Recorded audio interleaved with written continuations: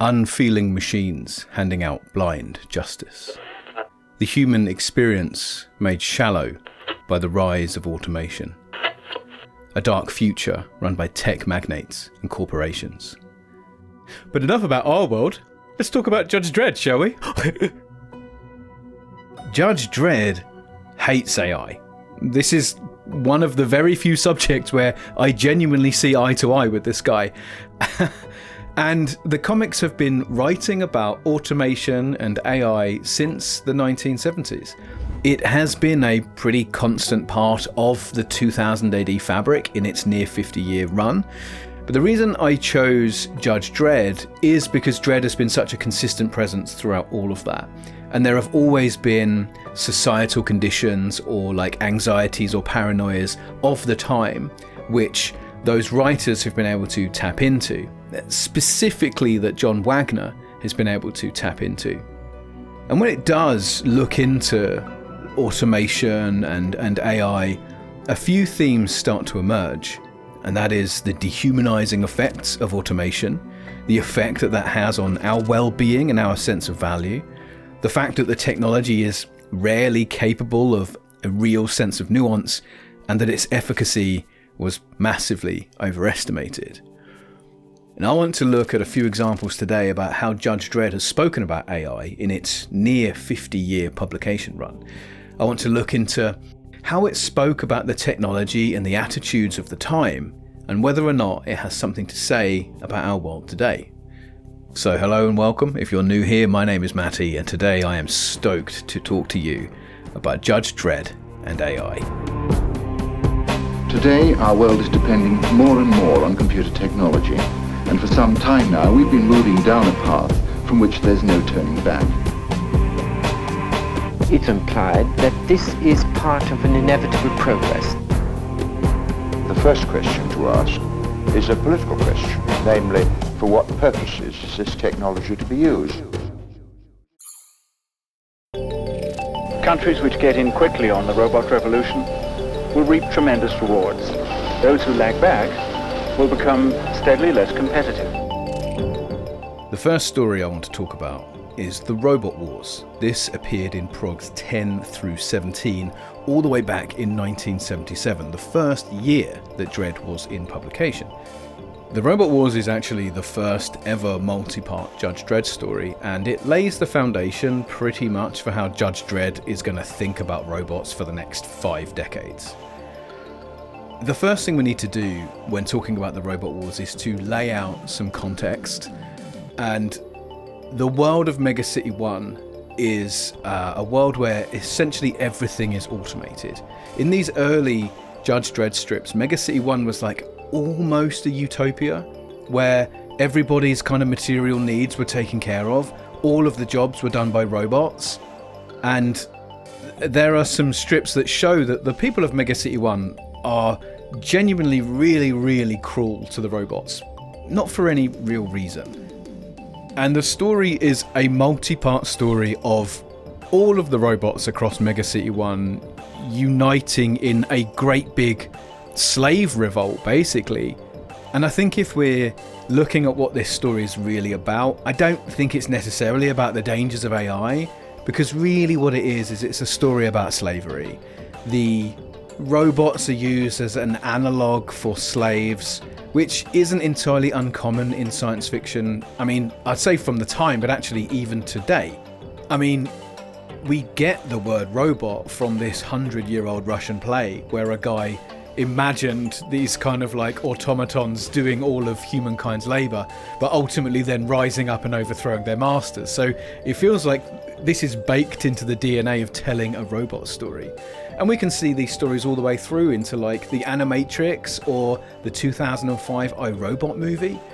It's kind of funny because when John Wagner did this back in the 1970s and when Battlestar Galactica did it, it was kind of fresh, right? It's kind of a cool idea.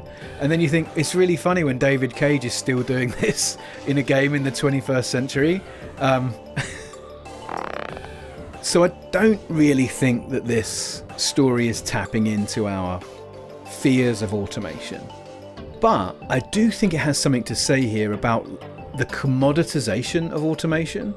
and about how automation devalues labour. When this story came out in 1977, Britain was in a pretty bad state. Labour unions were striking, people were, taking industrial action over pay, over workers' rights. This was the year before the Winter of Discontent. It was a really hard time in British politics, and it was a time when attitudes were shifting towards the value of work and the value of labour. When The Robot Wars was written, desktop-sized computers were becoming more and more common in the workplace, and the question of will computers take our jobs was a hot-button topic, kind of like it is now. There's a great BFI documentary from 1981 called New Technology, Whose Progress? And essentially this documentary is about the invention of the microchip and the computer and how that's going to impact big businesses. But the promise in this documentary is that computers are going to help reduce labour. They're going to take out all the donkey work. They're going to help increase profits.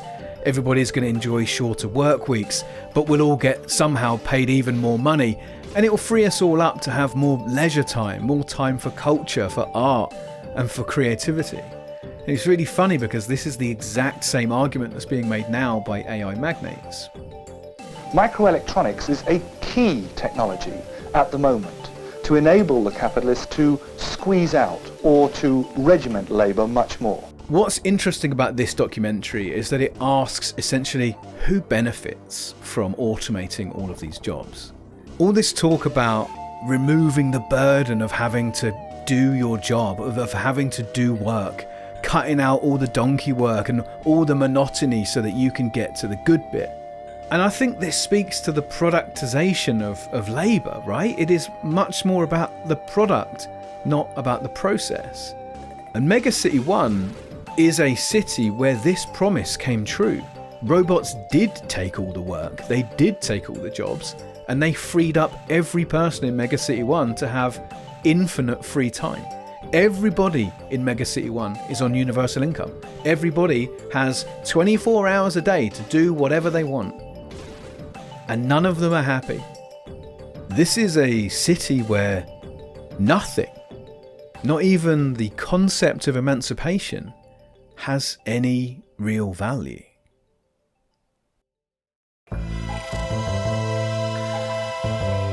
This is as a result of the design of technology to minimize the need for skill or for human experience.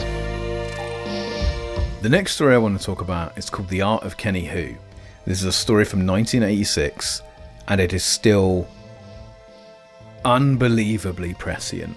The Art of Kenny Who was told over progs 477 to 479. Kenny Who sells everything that he owns to travel from Calhab, which is the Megacity 1 version of Scotland, to Megacity 1 to pursue his dream of being an artist. So he gets to Megacity 1 and he's been travelling for, absolutely ages, but he goes to the head offices of Big One magazine with his portfolio of work under his arm, and he's desperate to get the owner of the magazine to see his artwork. So he hands it over to the guy, and the guy's like, "Oh, wicked, this is great. Let me take this away. I'll have a look at it. Why don't you wait here?" Because Kenny's really tired, he falls asleep for, an hour or two. And then the owner of the magazine comes back and with his portfolio, and he's like, "Yeah, it's pretty good, but it's not really the kind of thing that I think we could sell. It's hard to make it in the art world, mate, and I really appreciate you coming all the way out, but no, it's not for us, thank you." So Kenny's like, "Fuck, I sold everything I owned to travel here. I was certain I was going to make it in the comics industry." So he goes to a pub, he starts drowning his sorrows, and the TV, the vid tube is up in the corner, and then he sees, there's a thing in there, and it's Big One magazine announcing their hot new star, and their hot new star is a robot called Jimmy Who. And Kenny immediately sees, fuck, this is a robot that's been trained on my art. It is clearly my art. So he kind of flies into this drunken rage, and he kind of storms back up to the offices of Big One, and he's like, "Let me in, you've stolen my art." Anyway, he ends up in the building and he confronts the owner of Big One magazine, and the guy's like, yeah, that is exactly what we did. The editor shows Kenny that content is fed into what they call the rehash banks, which are these big machines that just scan loads and loads of artwork. And the machines can then essentially be programmed to recreate art in any style. Kenny says, "You've stolen from me. That's my art. You stole it." And the guy goes, "No, we didn't. We copied it. That's not the same thing." Kenny's then shown the output from the machine, and the guy's like, with enough input, we can get these machines to mimic any art style there is. And Kenny rightfully then turns to the guy and he says, "That's not art though." And the owner of Big One says, "Oh, I know, but it's cheap." Kenny obviously goes wild at this. He smashes up all the machinery, smashes up the rehash banks and all that. And of course, Dredd then turns up and he gets arrested. Kenny's then charged with assault and criminal damage, and most ironically of all, larceny. And that's it. Right? It's just a silly one and done story from 1986. But oh my god, did anybody think that this story would be so prescient? Now, I think actually at the time it's most likely that this also, like the Robot Wars, probably wasn't a story directly about AI. I think this is a story about three Scots talking about their experiences in the comics industry, and probably specifically in the American comics industry, where they would have experienced artists getting ground up by the machine, where artists are told to copy the style of popular artists of the time. And I suppose they're then kind of imagining, well, in 100 years, what if they could just have a computer that did it for them? What would that look like? And how would that kind of make us as artists feel? But if we do take this story and look at it through the lens of AI, then it reveals some really interesting truths, which I think also ties back to Robot Wars, and that is the productization, the commoditization of art. Big One, the magazine, they don't read the comics, they don't care about the comics, it doesn't represent them or their values, they aren't fans of it, they don't give a shit, they just want to make money. They're using an AI tool to skip to the end because that's the only thing they see as being valuable. I've been making YouTube videos for over 10 years, and it requires a lot of different disciplines. I have to write scripts, I have to make thumbnails, I have to perform. There's so much that goes into making a YouTube video, and sometimes I have been too focused on the end point, just focused on getting to the end of the video so that I can call it done, kind of forgetting that actually the fun part of this hobby is this bit. It's making the videos. The value isn't in having the work done. The value is in doing the work. 3 years later, Wagner followed this story up with a sequel. The twist here is that there is a rival comics company called Trash Co, and they have a hit comic, and the reason it's a hit is because it was made by humans. And there is a quote that the owner of Trash Co says. He says that machines never do the unexpected or the eccentric. They cannot surprise or delight you. They do not develop. And I think that last line, they don't develop, they aren't working. I think that nails the point that I've been trying to make through this video.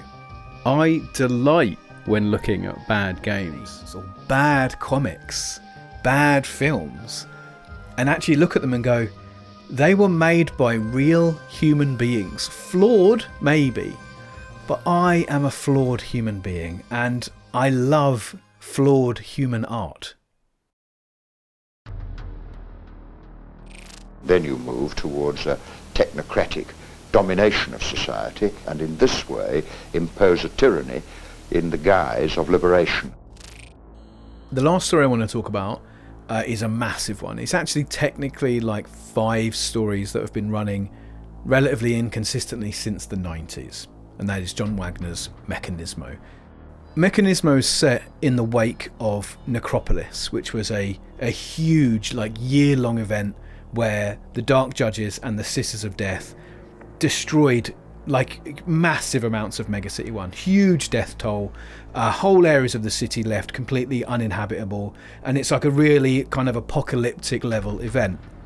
And, you know, as governments are wont to do in the wake of a tragedy, Justice Department want to send the law in to maintain law and order in these areas of the city that don't have, like, water or food, etc. And everything's very, very bad. But the problem with this is that Justice Department itself was decimated. There just weren't enough human judges to send in.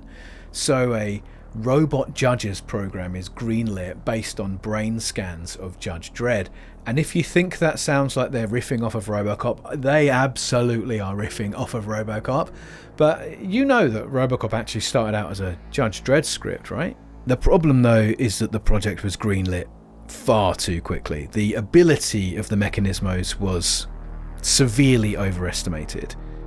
And of course, what compounds this problem is that the Mechanismos are given the full judicial authority to apprehend, sentence, and where necessary, execute perps. So, you know, guess what happens? The Mechanismos start killing civilians because they are unable to discern the difference between a major and a minor crime. They don't have the nuance. Whilst this is a story ostensibly about robots, I think what John Wagner is commenting on here is the propensity for police and law enforcement to use untrusted, immature technology which isn't really capable of very much nuance. I mean, specifically, I think the technology which inspired this most is probably CCTV. Now, whilst I appreciate that's not AI, we have to remember that this story came out in the early 90s, and at that time the UK was investing heavily in CCTV. This was this miraculous new technology that was going to help catch criminals and bring crime down and all this, and it was much cheaper than regular police. And so thousands upon thousands of CCTV cameras were installed all across, like, major cities across the UK, despite them having a negligible impact on crime prevention, and in fact many times wrongly identifying people of colour for crimes they didn't commit. CCTV made up nearly 80% of the Home Office's crime prevention budget. I just think it feels very similar. And again, a bit like Kenny Who, I think Wagner's going, look at what we've got now. Imagine what this would look like in 100 years. Imagine if the state was adopting an advanced technology before it had been thoroughly tested and it wasn't capable of nuance. What would that look like?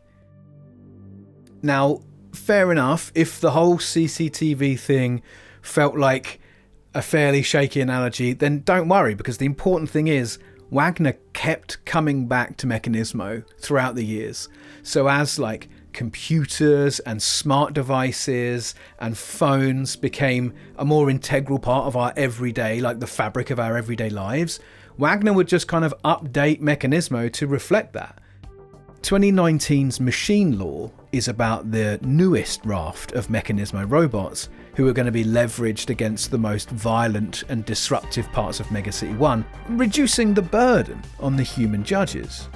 Most controversially, though, is giving a robot a seat on the Council of Justice. So now robots are no longer doing just the grunt work, but now AI is going to be consulted and considered when creating new policy and new laws. Dredd makes it very clear that the reason the Mechanismo failed first time around is because the AI just cannot be trained to understand subtlety and nuance. No matter how much information we punch into them, they are always just going to output the result that they think we want. There is an essential critical component missing here, and that critical component comes with potentially deadly consequences.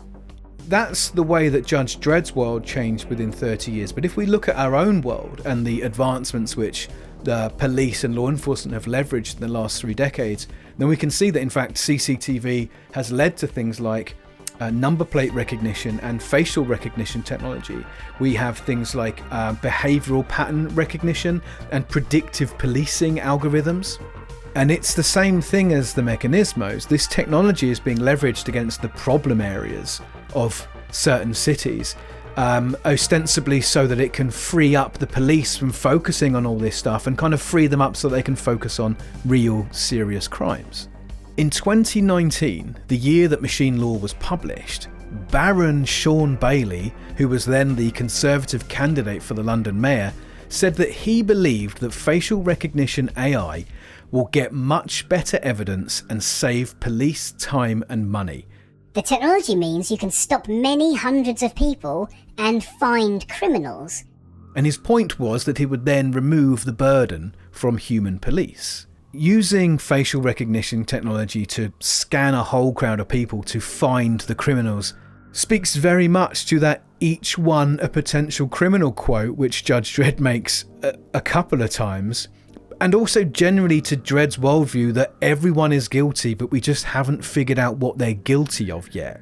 Justice Department, just as our own Conservative government here in the UK believes that these tools can be used to speed up the police procedure, no matter how inaccurate or how unnuanced it can be, the important thing is that it's all running faster. The reality is, it increases work time because the technology is incapable of doing a nuanced job. It makes so many mistakes and it needs to be so heavily supervised that it ends up being way less efficient. And in both situations, in our world and in Judge Dredd's world, the technology is facilitated by the worst people you can ever imagine, which is why you can never really trust it. Again in 2019, the same year that Justice Department decided that maybe a robot shouldn't sit on the counts of justice until perhaps the technology was proven to be able to work with some nuance, the House of Commons decided that facial recognition technology should be put on indefinite pause until its inherent racial bias is able to be addressed. And so I think here, Wagner is absolutely talking about the leveraging of AI in law enforcement. Art absolutely speaks to what is going on in the world, and it is a commentary of what was happening at the time. These were the fears and anxieties of the time in which this comic was written, and this is the way that these writers and artists are articulating it. In 2025's Machine Rule, robot judges are again deployed in problem areas, sectors of the city which are too dangerous and too costly for human judges. This is a detail which Wagner just expertly continues to lean on. The machines decide that to minimise human casualties, they need to take the human judges out of the equation entirely. So they basically take over a whole sector of the city. You know, this is quite a classic kind of computers don't understand nuance, Skynet kind of vibe. It's another Mechanismo story, but I mean, ultimately they're all the same story. For 30 years, John Wagner has been talking about the Mechanismos, about how year after year, Justice Department will find another justification for rolling out the robots.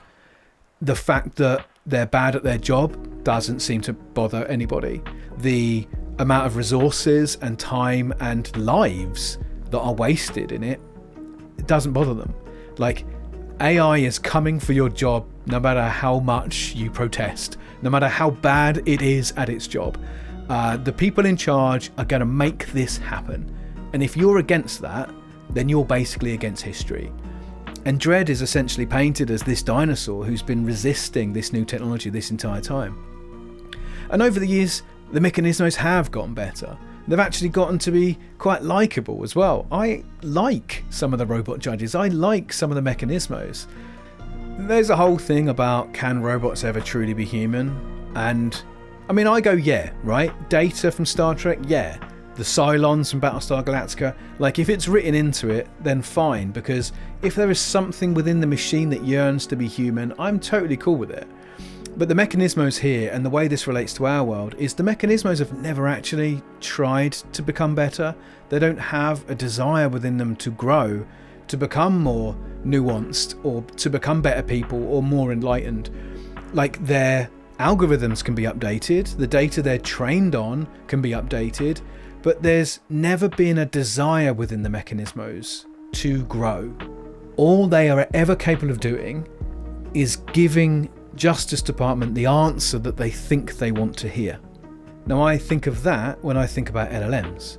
I don't see an algorithm that wants to learn, that wants to become better. It is a product that spits out what it thinks I want to hear. It doesn't say what it wants to say. And that's the machine rule. Well, my experience is that this type of technology doesn't liberate people at all, that in fact the reverse is the case. This video has kind of been, why is John Wagner so obsessed with robots? And when looking at AI and looking at robots and automation in the pages of Judge Dredd, there are so many stories I can look at about like rogue AIs, the one where the megacity computer wants to make it Christmas every day because it thinks that everybody's going to be really happy, and it ends really badly. The Rob Williams sequel to that, like there really is loads of these stories, and I could have picked any 3. I could have picked 10, I could have picked 50, but I think ultimately they're all telling the same story. But actually what I thought was really cool was I could use this video as a way to look at John Wagner's career in the 5 decades of him writing Judge Dredd, and look at the way his thoughts and attitudes have deepened and become more nuanced when we talk about computers and artificial intelligence. And in some ways, I suppose this would be a tribute to John Wagner. Wagner announced that Death of a Judge, the story that's just been published in 2000 AD, would be his last ever Judge Dredd story. Is that true? I don't know. But if it is, then I think it's incredibly fitting that a Mechanismo story is the capstone to his entire career. And a really pivotal time for AI as well. In our own world, AI is changing every day. Is the bubble going to burst? I think in a way, yes, but I don't think this technology is going to leave us forever. What we are seeing is creative industries are pivoting away from it. Games Workshop, a company who I always think of as being like really closely genetically related to 2000 AD, have said that they're not going to use it to make any of their stuff. They don't see any value in it. At New York Comic Con last year, both Marvel and DC both put out press releases saying that they were not going to use generative AI at all in the making of their comics. I thought what would be cool is I'd reach out to 2000 AD and I'd ask them kind of what their thoughts and feelings are on generative AI.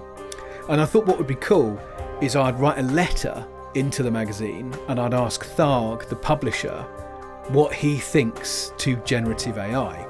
And for a bit of context, for those of you who probably don't know, Tharg is like the character who is presented as being the editor of 2000 AD. He's an alien from Beetlejuice, and he's been the publisher of 2000 AD from Prog 1 back in 1977. But also the thing about Tharg is he's a real arsehole. He's like a totalitarian editor, and the story, the kayfabe of it is, every person who makes 2000 AD comics is a droid. Like they're referred to as droids within the kind of universe of 2000 AD. So every great creator, Grant Morrison, Alan Moore, Brian Bolland, all these people are referred to as droids. They're like the Bolland droid, the Moore droid, the Morrison droid. Like it's kind of crazy. Like it's kind of dehumanizing, but that's the point, because it's the complexity and it's like the comedy of taking great artists and pretending that they're robots. So anyway, I emailed 2000 AD and I thought I'd give him a heads up, like, oh, I've got this idea, I'm doing this video about AI, and I've got this idea of asking Tharg what he thinks. And they came back and they actually gave me a really sound answer. And it was basically like, yeah, the problem is Tharg would be super into AI. Like he would absolutely use it. If it meant getting rid of his robots who were already treated really poorly, if it meant getting rid of them and replacing them with an LLM, he would do it. And so we don't want to answer it through that lens because we don't want it to seem like that's our answer. So I kind of continued to ask them, and they told me that generative AI has never been used in the creation of any 2000 AD or any Rebellion comical, any of the stuff in their stable. When I asked them if they ever would use it, they said no comment. Now, I think this is probably down to the fact that Rebellion, the games company, are using generative AI tools in the making of their games, which isn't news. I work in software. AI is everywhere. I'm being asked to use generative AI in my day job, and I hate it. So I can imagine there's some complexity in unpicking Rebellion, the games company, from Rebellion, the comics company. I'm certainly not calling anybody out. 2000 AD don't owe me anything. Certainly, if they wanted to announce their policies on generative AI, they would want to do it through their own channels in their own time. Certainly not through a pokey little YouTube channel like mine. However, it would be pretty ironic that the one comic that has consistently been the most critical and the most skeptical about this technology, if they were the one comic who were like, yeah, we'll give that a go though. Historically, Judge Dredd comics have always explored the idea of new technologies. Writers like John Wagner are keen to explore how technology interacts with people, both in the dystopian setting of Megacity 1, but also in our own world. Surveillance laws, privacy, who really benefits from machine rule, this is an important part of the texture and the fabric of Judge Dredd comics. Over 5 decades, even Dredd has learned to begrudgingly respect the robots. Which makes me think maybe I'm like that 2019 Dredd, like incapable of change. Maybe I'm the dinosaur about to be swept away by the inexorable tide of progress. I don't think I am, but I suppose if I was, then that's fine. I'm going to be here with my bad human games, my bad human comics, my bad human films, and my good fucking vibes. And if you want to join me, you're welcome to. As usual, huge thank you, huge shout out to my patrons and channel members. Those of you who choose to give me a little tip at the end of each month to contribute to these flawed human-made videos. Your generosity is gratefully appreciated. And if you'd like to see your name in these videos, then there are links in the description to my Patreon and YouTube memberships. Massive shout out to the crawl on the fully Stoked tier. There's also links to my socials and the always free Stoked Discord channel, so if you want to just come and hang out and chat comics, then please do that too. That's going to do it for this one. I'll see you in the next video. Ta-da.